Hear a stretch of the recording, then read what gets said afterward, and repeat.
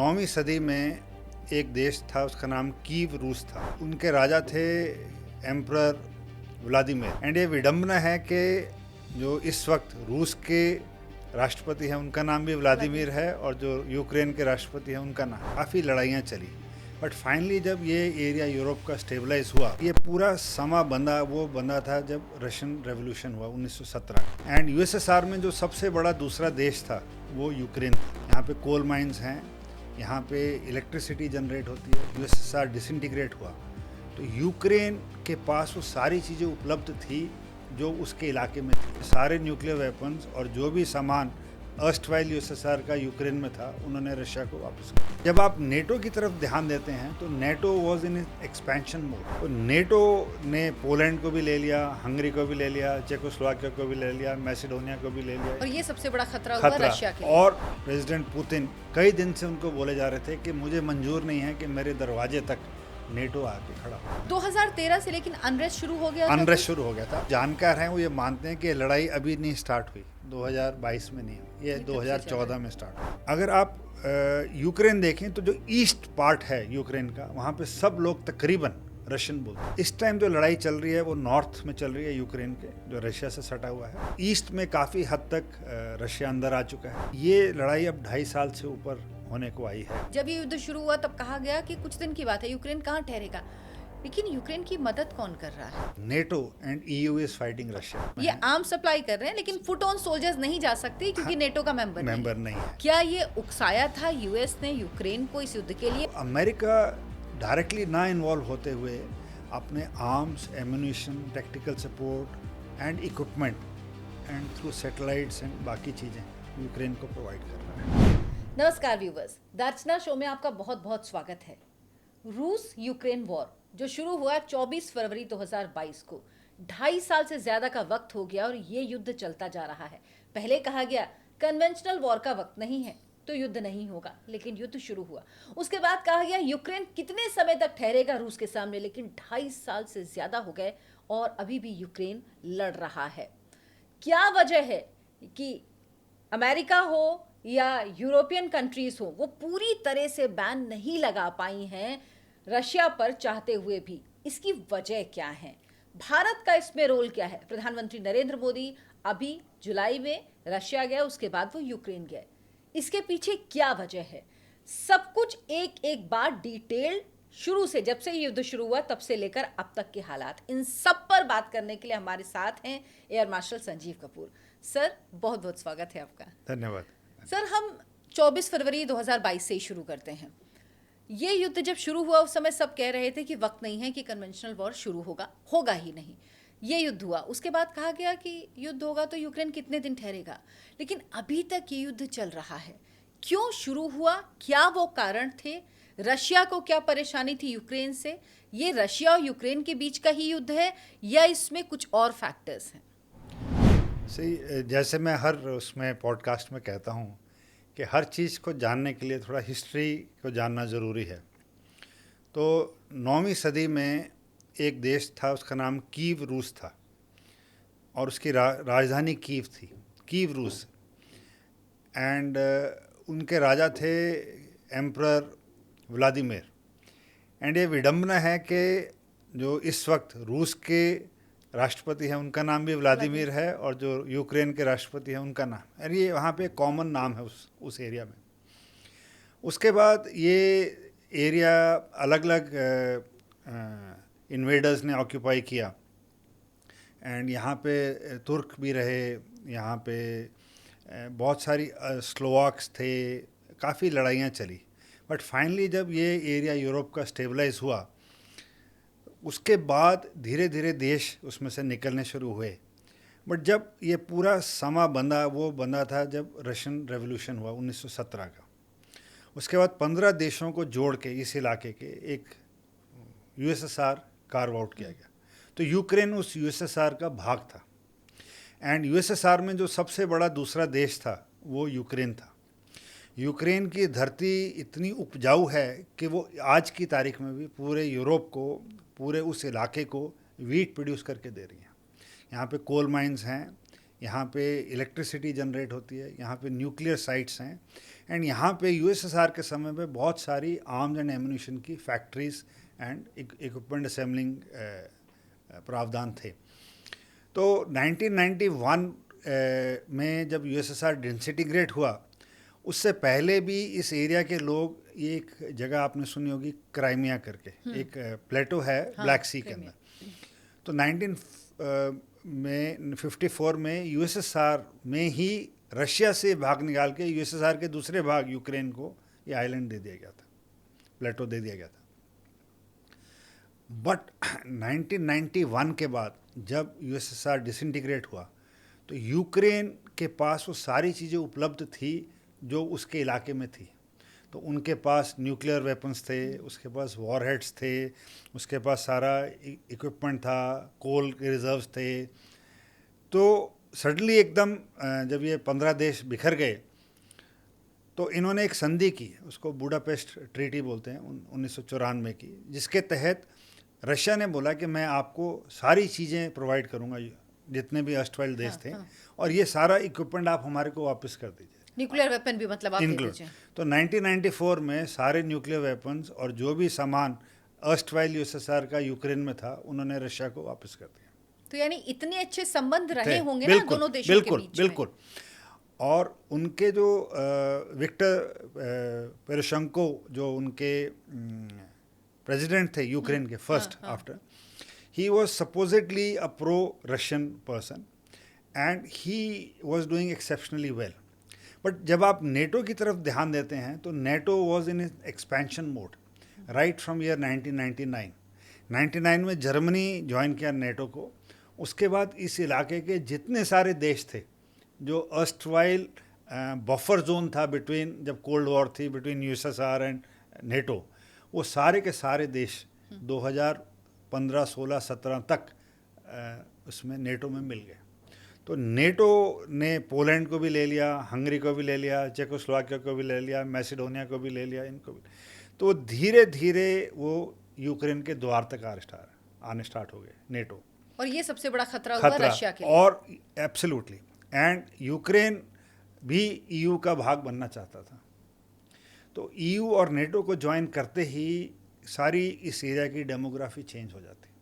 तो ये चीज़ president Putin कई दिन से उनको बोले जा रहे थे कि मुझे मंजूर नहीं है कि मेरे दरवाजे तक नेटो आके खड़ा हो जाए, और उन्होंने वॉर्न भी किया, उन्होंने सब कुछ बताया भी, बट ये उन्होंने सुना नहीं। तो हुआ यूँ कि 2014 में जब इलेक्शन हुए यूक्रेन में, तो विक्टर पोरोशेंको हार गए और वो वापस चले गए, रशिया वापस चले। 2013 से लेकिन अनरेस्ट शुरू हो गया था यूक्रेन में। तो बिल्कुल शुरू हो गया था। तो ये जो जानकार हैं वो ये मानते हैं कि लड़ाई अभी नहीं स्टार्ट हुई, 2022 में नहीं हुई, ये 2014 में स्टार्ट हुई है। 2014 में जैसे ही प्रो रशियन प्रेसिडेंट वहाँ से वापस चले गए, रशिया ने तुरंत से क्राइमिया पे कब्जा कर लिया।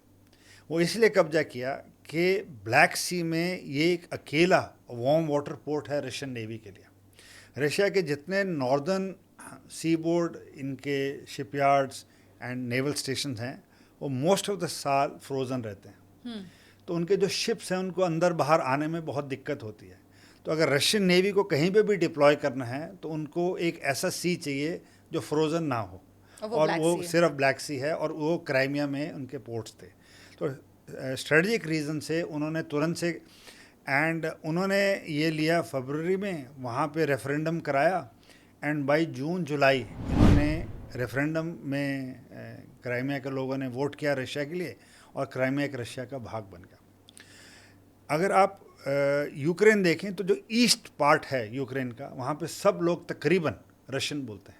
रशियन उनका वो है, बातचीत करने का ढंग है उनका, बातचीत करने का, खाना पीना सब कुछ रशियन है। तो Russia is at ease in the eastern part of Ukraine, and उन्होंने बोला कि हम आगे इनका भी रेफरेंडम कराते हैं। तो वहाँ पे सेपरेटिस्ट और यूक्रेनियन फोर्सेस के बीच में 2014 के बाद लड़ाई स्टार्ट हो गई। और अगर आपको याद हो तो 2014 में एक Malaysian airlines was shot down in this region. तो उसमें बहुत लोग मारे गए, तो उसके बाद यूक्रेनियन फोर्सेस ने हमला बोल दिया इन पे सेपरेटिस्ट पे कि हमारी बेइज्जती है, यूक्रेन के ऊपर एक सिविल एयरक्राफ्ट मलेशियन एयरलाइंस कैसे शूट डाउन हो सकता है। तो उसके बाद एक एग्रीमेंट हुआ, उसको मिंक्स एग्रीमेंट बोलते हैं। उसमें ये बोला गया कि एक हम ट्रुप्स विड्रॉ करेंगे, उसके बाद एक बातचीत होगी और हम एक रेफरेंडम कराएंगे कि जिसके तहत लोगों के पास ये होना चाहिए कि वो या यूक्रेन में रहना चाहते हैं कि या रूस में रहना चाहते हैं। बट वो कुछ भी नहीं हुआ।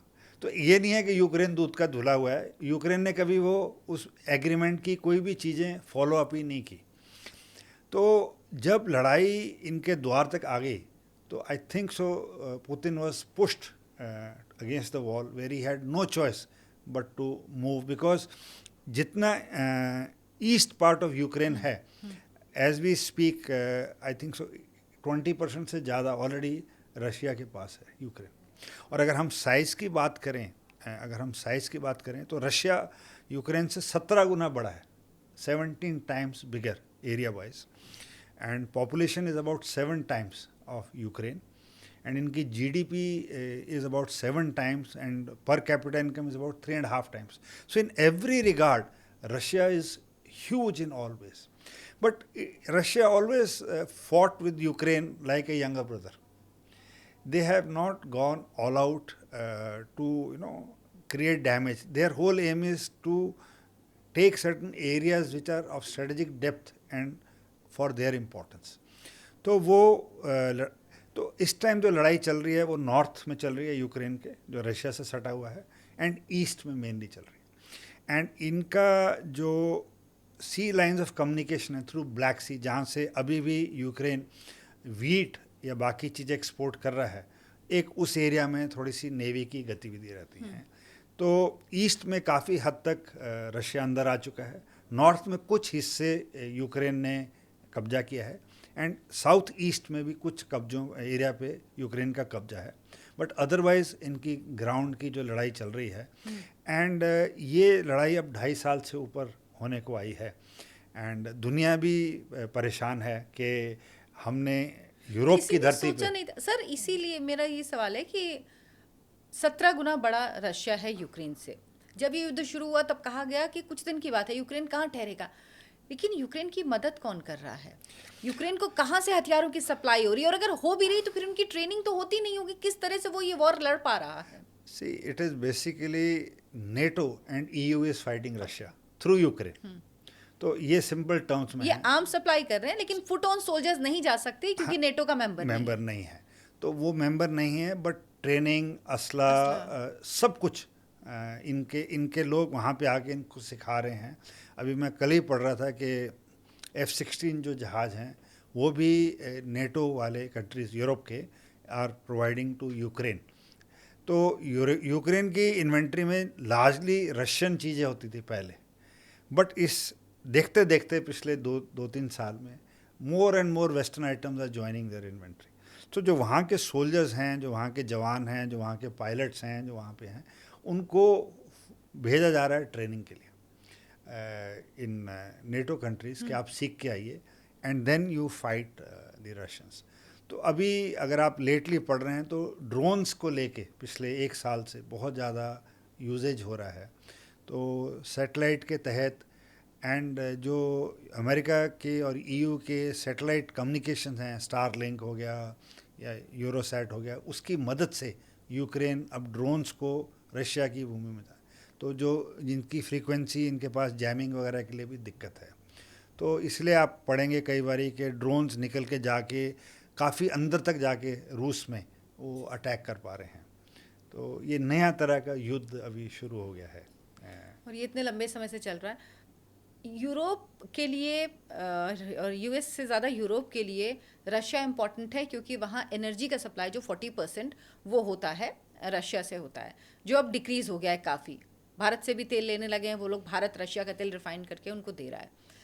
क्या यही वजह है कि सैंक्शंस तो लगा पाया US, लेकिन बाकी जो और बैन लगाने थे वो नहीं कर पाए? और क्या ये कभी कर पाएगा या नहीं कर पाएगा? ये किस तरह की US की नीति है कि जिसमें आप बात करते हो ह्यूमैनिटी की, आप बात करते हो कि आप दुनिया के सबसे बड़े खैरख्वाह हो, लेकिन आप अपने छोटे से स्वार्थ से पीछे नहीं हट सकते। आप दो देशों को, जो फ्रेंडली कंट्री थे, जो ब्रदरहुड था जिनमें, उनको आप युद्ध में झोंक देते हो। यही नीति रही है कि आप आपस में, एक बहुत बड़ा इकोसिस्टम है जो चाहता है कि दुनिया में पीस नहीं रहे। क्योंकि अगर आप देखें, अगर वॉर हो रही है दो देशों के बीच में, तो कितना रेवेन्यू जनरेट होता है उस कंट्री के लिए। उस कंट्री में आर्म्स प्रोड्यूस होंगे, उसमें टैंक्स बन रहे हैं, उसमें एयरक्राफ्ट बन रहे हैं, उसमें गन्स बन रहे हैं, उसमें मिसाइल्स बन रही हैं, उसमें आर्टिलरी शेल्स बन रहे हैं, उसमें व्हीकल्स बन रही हैं, उसमें आर्मर्ड पर्सनल व्हीकल बन रहे हैं, उसमें गन्स एमुनिशन बन रहा है। तो इससे आयरन की रिक्वायरमेंट रहेगी, railways will move, surface transport will move, industry will work, spare parts will manufacture. So many countries use war as a medium to grow their economy. And अगर हर तरफ शांति रहेगी तो फिर कई लोगों जो को हथियारों का जो हाँ, व्यापार है वो व्यापार कैसे चलेगा? कैसे चलेगा। तो एक तो ये कारण है। दूसरा ये कारण है कि जो वेस्ट में यूक्रेन के जो लोग रहते हैं, they are largely influenced by the western way of life. उनको लगता है कि जो रशियन वे ऑफ लाइफ है वो काफ़ी बैकवर्ड है, प्रिमिटिव है। एंड लेटली अगर आप पढ़ रहे हो तो यूक्रेन में एक वर्टिकल सेक्शन है, they have refused to accept the church of Russia, which was common between the two countries. So there was one religious binding also between the two countries. वो भी अब यूक्रेन ने बोला कि हमें मंजूर नहीं है। तो कीव थोड़ा सेंटर और नॉर्थ में है यूक्रेन के, बट जो लड़ाई चल रही है वो डॉन्स करके एक एरिया है राइट साइड में, वहाँ पे बहुत घमासान लड़ाई चल रही है, जो कि करीब 18 से 20% इलाका पूरे ईस्टर्न यूक्रेन का ऑलरेडी रशिया ने कब्जा कर लिया। अब आपके सवाल पे आते हुए कि गैस पाइप, तो रशिया से युद्ध से पहले 2022 से 4 पाइपलाइन जाती हैं। एक नॉर्थ स्ट्रीम पाइपलाइन जाती है, वो ग्रीनलैंड और आर्कटिक रीजन से होती हुई यूरोप जाती है। एक पाइपलाइन पोलैंड के थ्रू एरिया से निकलती है। तीसरी पाइपलाइन इनकी यूक्रेन से निकलती है जो जाती है, और चौथी पाइपलाइन तुर्की के थ्रू जाती है रशिया से। तो ये पूरे यूरोप को गैस प्रोवाइड करती है। एंड वहाँ पे हर चीज़ यूरोप में गैस बेस्ड है, मतलब आपकी घर की एयर कंडीशनिंग से लेके केमिकल बनाने की फैक्ट्री से लेके एंड प्लांट्स में जो यूज़ होता है, तो it is a mix of electricity and gas. तो ये जब लड़ाई स्टार्ट हुई तो सब ने बोला कि कैसे काम चलेगा ये होता। आज की डेट में एक गैस प्रोम करके कंपनी है रशिया में, which is the largest gas producing company. उसके साथ जो वहाँ की प्राइवेट कंपनियाँ हैं, they have started to do well. तो गैस प्रोम जो 40% प्रोवाइड करता था वो आज 15% दे रहा है यूरोप को। बाकी जो ये गैप है 25% का, लार्ज एक्सटेंट तक जो रूस की प्राइवेट कंपनीज हैं जो गैस में डील करती हैं, उन्होंने ये काम करना स्टार्ट किया। तो थ्रू अ थर्ड कंट्री ये सारी गैस अब वहाँ पे प्रोवाइड करना स्टार्ट कर दिया। It is largely going through ships and going through other countries which are not openly in a ban. So अभी भी यूरोप डिपेंडेंट है बहुत हद रशिया। सर, यूएस का इसमें क्या रोल है? यूएस के अपने स्वार्थ हैं जिसकी वजह से ये युद्ध एक तरह से उसी ने करवाया, क्योंकि यूक्रेन को अगर यूएस की तरफ से कहा नहीं जाता कि हम सपोर्ट करेंगे नेटो का सपोर्ट, क्योंकि पहले उन्होंने प्रॉमिस किया कि नेटो का सपोर्ट तुम्हें मिलेगा, उसके बाद हाथ खींच लिए थे क्योंकि आप नियम के अनुसार कर नहीं सकते, फुट ऑन सोल्जर्स नहीं भेज सकते। क्या ये उकसाया था यूएस ने यूक्रेन को इस युद्ध के लिए? वो ना उकसाता तो ये युद्ध नहीं होता। ये काफ़ी सारे मिले जुले इसमें कारण हैं। 2014 में जब प्रो रशियन प्रेसिडेंट वापस चले गए रशिया, उसके बाद एक पेट्रोनको करके प्रेसिडेंट बने थे, he was pro west, and तब वहाँ से ये चेंज आना स्टार्ट हुआ यूक्रेन में। यूक्रेन ने पहली बारी वेस्ट की तरफ लीनिंग 2014 से स्टार्ट की। उन्होंने एक $15 बिलियन का ईयू ने पैकेज रखा था, विच वॉज लार्जली टू से कि आप हमारे साथ मिल जाइए और हम आपको नेटो का मेंबर और ईयू का मेंबर। बट 2019 में जब ज़ेलेंस्की यहाँ के प्रेसिडेंट नियुक्त हुए तो उन्होंने एक अलग सा रुख अपनाया और उन्होंने कई सारी विजिट्स की यूरोप एंड अमेरिका में, वेयर ही वॉज एश्योर्ड कि आपके साथ हम खड़े हैं और आप हमारे साथ जुड़ जाइए। बट ये इनको मंजूर नहीं था। तो अमेरिका डायरेक्टली ना इन्वॉल्व होते हुए अपने arms, ammunition, technical support and equipment and through satellites and बाकी चीज़ें यूक्रेन को प्रोवाइड कर रहा है। एंड ये जितनी यूजेज हो रही है उनकी वहाँ से उतना ही चर्न आउट होकर सामान इनको मिल रहा है। सर, यूक्रेन और रशिया का युद्ध ही चल रहा है, इसका पूरे, आपने कहा कि शुरू में शुरुआती इससे कि इसका असर पूरी दुनिया में पड़ रहा है। ये युद्ध आप कब तक देखते हैं एक्सपर्ट्स क्या, कि कब तक ये युद्ध खत्म होगा कि नहीं? अब तो ये भी सवाल लग रहा है कि खत्म होगा या नहीं होगा।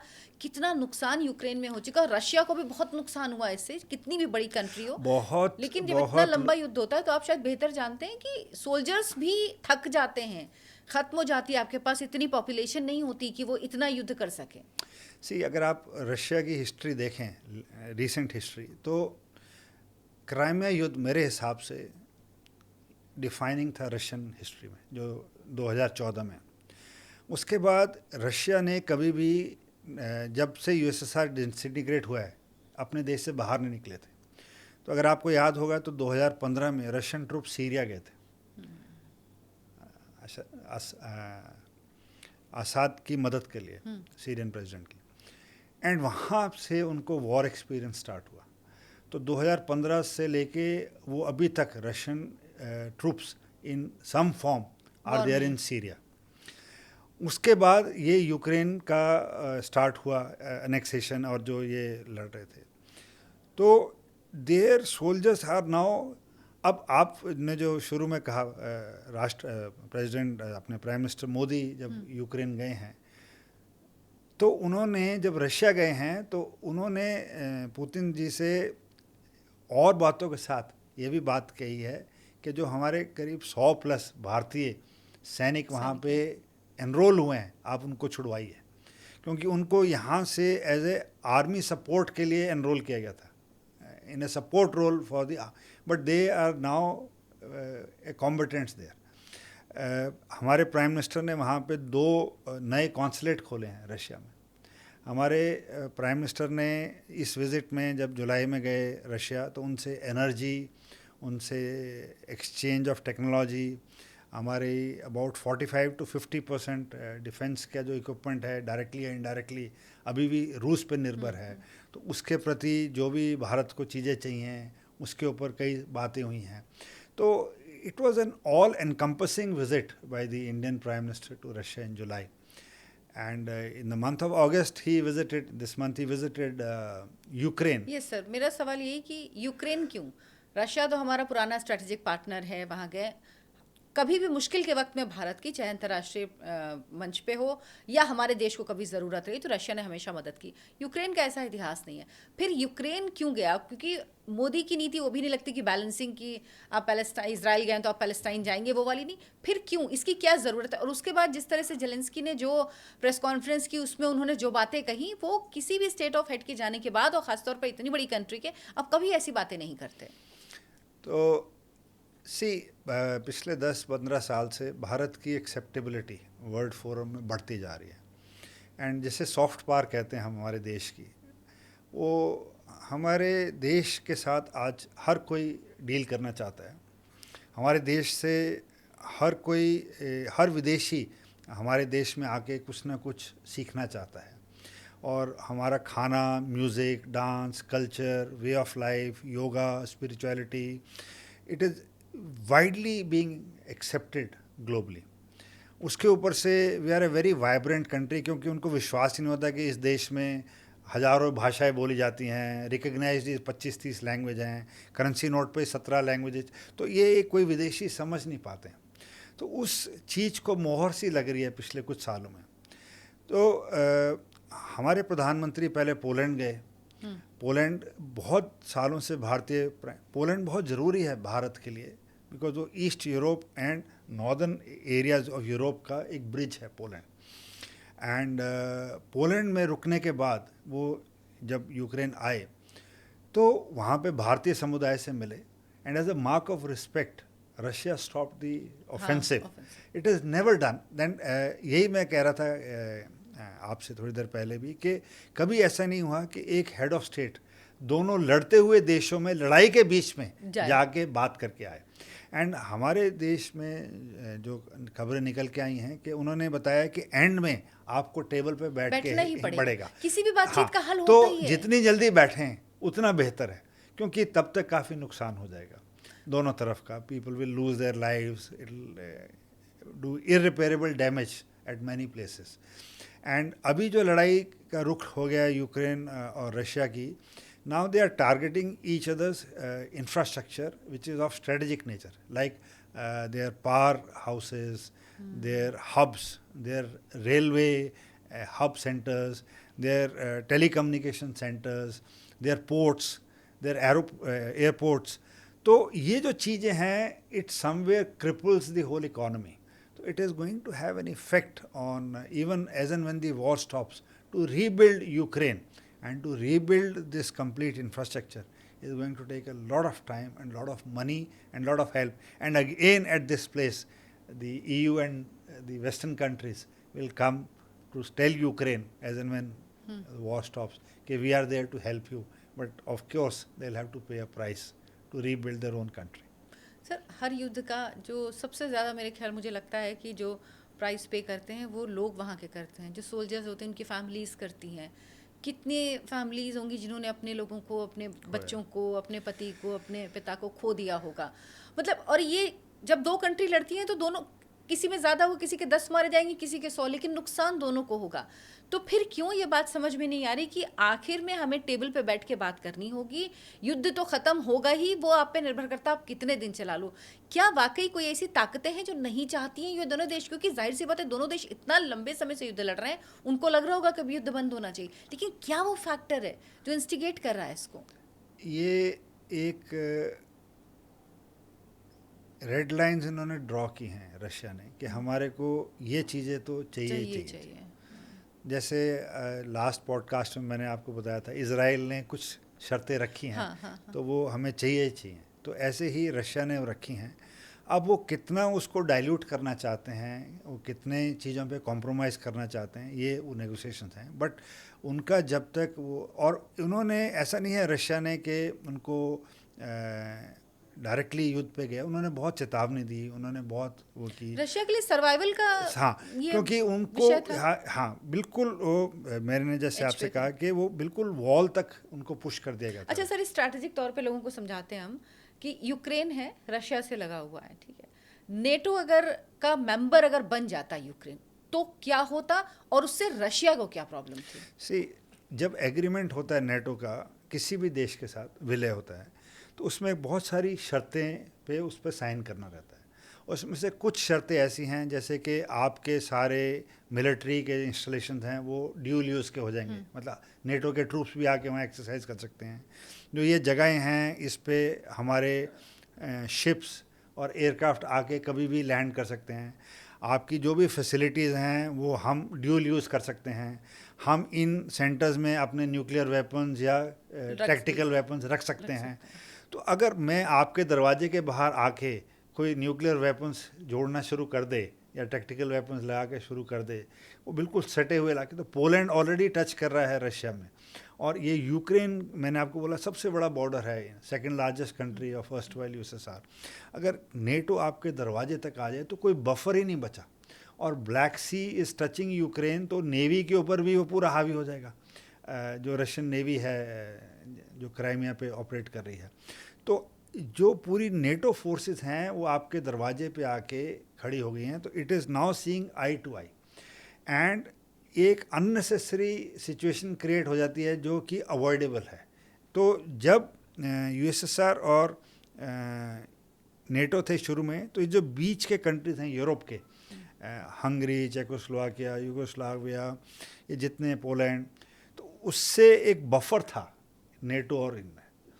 अब वो बफर हट गया है, और वो पिछले 1990 में जर्मनी ने नेटो को ज्वाइन किया था, और उसके बाद से धीरे धीरे करते 2017 तक उन्होंने तकरीबन सारे देश जो अस्ट्रॉयल या बफर के थे नेटो में मिला।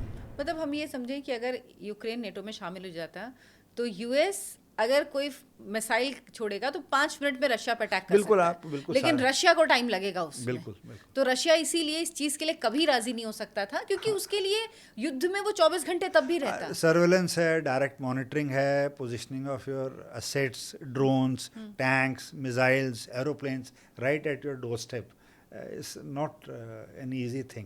Then you'll have to deploy your guards, to manage all these things. अच्छा सर, यूक्रेन को क्या फायदा था नेटो का मेंबर बनने में? See, जो चकाचौंध होती है ऐसी चीज़ों की, ग्लैमर की, वो युवा पीढ़ी बहुत जल्दी प्रभावित होती है। तो उन्होंने पाया कि वहाँ पे क्योंकि वो एक ऐसी पीढ़ी थी 90s की जो कि यूएसएसआर से निकली थी, तो वहाँ हर चीज़ के लिए प्रतिबंध था, हर चीज़ के लिए। तो जब नई आज़ादी मिली 1991 में यूक्रेनियंस को, तो उन्होंने पाया कि फ्रीडम है, हम कुछ भी कर सकते हैं, कुछ भी लिख सकते हैं। बट असली आज़ादी, so as to say, young generation saw after 2014, and 2014 से लेकर 2022 there is a large influx of Ukrainian children going to Western countries for education. The TV programs, the movies, the hotel industries, McDonald's, Starbucks, all these things which were non-existent started to come into Ukraine. And the shopping malls were selling all the goods which is available on the streets of Paris and Venice. So ये चीज़ें जब उनको अपने, तो उनको लगा कि ये वो चीज़ें बहुत अच्छी हैं, ये तो हम ना हम प्रोड्यूस कर सकते हैं, ना हमने अर्स्टवाइल यूएसएसआर में देखी थी। तो जो युवा पीढ़ी है वो बहुत जल्दी और फास्ट, तो जो इलेक्शंस हुए हैं, जो एक मत दिया गया, उसमें 73% वोट्स ज़ेलेंस्की को मिले थे। जब और उनका जब कैनवसिंग हुआ था तो उसने बोला था कि मैं ईयू में मिलूंगा अगर मैं वो बनूंगा। तो आप देखिए कि 73%, हाँ, जो 73% लोग हैं वो उनके साथ मिल गए। और उसके फ्लिप साइड में देखिए कि एक अच्छी चीज़ रशिया में ये हुई है कि सारी लड़ाइयों से कि जो पुतिन है उनकी जो रेटिंग है अपने कंट्री में वो बहुत हाई हो गई है। तो जब उन्होंने, मुझे याद है जब 2014 में क्राइमिया जब जीता था रशिया ने, तो 91% of Russians voted in favour of the action taken by president Putin. So they have to play to their own countrymen also, both the countries, him or them. And एक कहावत है, बहुत साल से मैं सुनते आए हैं हम, कि जब दो देश लड़ते हैं तो जो दो उन देशों के मुखिया हैं जो एक दूसरे को जानते हैं और अच्छे से परिचित हैं, वो टेबल पे बैठ के बात नहीं करेंगे, वो दो ऐसे लोगों को लड़ाएंगे जो आपस में एक दूसरे को नहीं जानते हैं। और वो जो नहीं जानते हैं वो अपने देश के लिए लड़ेंगे और मरेंगे, बट जो आपस में एक दूसरे को जानते हैं और जो ये उस हल से निकाल सकते हैं वो बैठ के बात नहीं करेंगे। सर मुझे पता है इस सवाल का जवाब शायद ही किसी के पास हो इस वक्त, लेकिन फिर भी मैं सवाल आपसे पूछूंगी, युद्ध कब ख़त्म होते हुए आप देख रहे हैं? मैं इस पे नहीं कुछ कह सकता, बट ये ज़रूर कहूँगा कि वेस्ट के लिए ये युद्ध एक साधन बन गया है नया नया इक्विपमेंट ट्राई करने के लिए, क्योंकि आप कुछ चीज़ प्रोड्यूस कर रहे हैं, जब तक वो इस्तेमाल ना हो आपको मालूम नहीं है वो कैसी होएगी। तो इस टाइम पे जितनी R&D की एजेंसीज हैं, रिसर्च एंड डेवलपमेंट की, और जितना नया इक्विपमेंट बन रहा है, नए बॉम्ब्स बन रहे हैं, नई मिसाइल्स बन रहे हैं, नए शेल्स बन रहे हैं, नए एयरक्राफ्ट बन रहे हैं, नए आर्टिलरी के वेपन्स, उनको खपाने का जरिया ये नहीं, वो ट्रायल हो रहे हैं कि ये कैसा काम कर रहा है, इस उसमें ये कैसा काम कर रहा है। तो ये पैरेलली ये काम, ताकि हम इसको कैसे इम्प्रूव कर सकें, क्योंकि उसको जब तक युद्ध में यूज़ नहीं किया जाए वो चीज़ें, तो इसमें कहीं ना कहीं आई थिंक सो, ये मेरा जहाँ मानना है कि ये जो जनरल इलेक्शंस होंगे यूएस के नवंबर में, उसके बाद मुझे पर्सनली लगता है कि कुछ सोल्यूशन आ सकता है। नवंबर 2024। अब तो बातचीत भी नहीं हो रही दोनों देशों के बीच? नहीं, अब तो बातचीत नहीं हुई है। दो हमारे प्राइम मिनिस्टर ने बोला कि आप बैठिए बातचीत कीजिए, दोनों तरफ बोला है, but I don't think so. जो लास्ट फ्यू डेज से मैं देख रहा हूँ, क्योंकि अटैक्स बढ़ गए हैं पिछले 3-4 दिन से, and more weapons are being utilised from both sides to create damage. तो US will be voting for the next president in this November, जिसके रिजल्ट्स आ जाएंगे, आई थिंक उसके बाद थोड़ी सी लाइन क्लियर होगी। तो हम सब यही उम्मीद करते हैं कि युद्ध कहीं ना हो, जहाँ हो रहा है वहाँ बंद हो जाए, क्योंकि इसमें सबसे ज़्यादा आम लोग मारे जाते हैं। कितने परिवार हैं जो अपनों को खो देते हैं, जीवन भर रोते हैं, युद्ध खत्म हो जाता है लेकिन उनका वो दर्द कहीं नहीं जाता। जो घर बर्बाद होते हैं, शहर के शहर तबाह हो जाते हैं, उनको बनाने में बरसों बरस लग जाते हैं, लेकिन वो चीज़ नहीं हो पाती, क्योंकि युद्ध जो वीराना, जो डरावनी एक सन्नाटा छोड़ जाता है, वो सन्नाटा कभी ख़त्म नहीं होता। सर के साथ हमने बात की और पूरी तौर पर आपको समझाने की कोशिश की कि क्या है ये युद्ध, किस तरह से हो रहा है, इसका इतिहास क्या है और क्या लग रहा है कि कब तक ये युद्ध खत्म हो सकता है। हालांकि इसका जवाब अभी कोई पक्के तौर पर नहीं दे सकता, लेकिन फिर भी जिस तरह से सर ने कहा कि नवंबर तक हो सकता है, जब यूएस के इलेक्शन हो जाए उसके बाद हालात कुछ बदलें। आपको ये आज का पॉडकास्ट कैसे लगा ज़रूर कमेंट करके बताएं, ज़्यादा से ज़्यादा शेयर करें, लाइक करें, लोगों तक पहुंचाएं, अपने दोस्तों तक, अपने परिवार के लोगों तक इसे ज़रूर पहुंचाएं। ये जानकारी लोगों के बीच पहुंचना बहुत ज़रूरी है। हम अगले एपिसोड में कुछ और मुद्दों पर बात करेंगे, हम अलग अलग चीज़ों पर, इंटरनेशनल मामलों में बात करेंगे। इसके अलावा हम कई चीज़ें जो युवाओं से जुड़ी हैं उसके बारे में भी सर जानकारी देंगे। इस सीरीज़ की आज ये तीसरी किस्त थी, लगातार ये सीरीज़ जारी रहेगी। बहुत बहुत शुक्रिया आप सबका जुड़ने के लिए। नमस्कार, thank you so much sir.